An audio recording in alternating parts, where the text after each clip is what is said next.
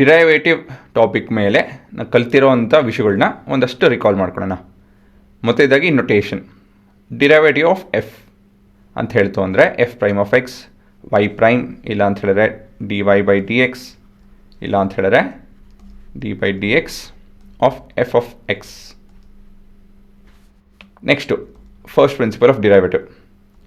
So Y prime or F prime of X is equal to limit f of x plus h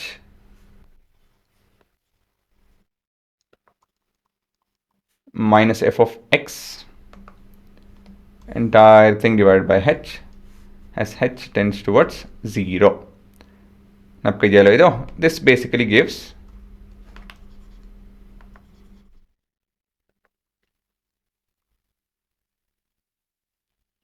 tangent at a point.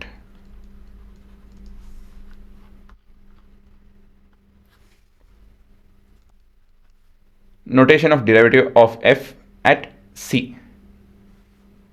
So ಇದೊಂದು f prime of c ಅಂತ ಹೇಳಿ, ಮತ್ತಿದು d by dx f of x at x is equal to c. ಮತ್ತೆ ನಮ್ಮ phrase differentiation ಅಂತ ಹೇಳೋದು. So the process of finding derivative of a function is called as differentiation. ಆ ಪ್ರೋಸೆಸ್ಗೆ ನಾವು differentiation ಅಂತ ಹೇಳಿ ಕರಿತೀವಿ. We also use the phrase differentiate f of x with respect to x to mean f prime of x. ಮತ್ತು ಮುಂದೆ algebra of derivative u plus v prime ಅಂತ ಹೇಳ್ತು ಅಂದರೆ u prime v plus v prime u. u v prime ಅಂತ ಹೇಳಿದ್ರೆ ತಪ್ಪರದೆ, ಇದು you V prime. ಇದು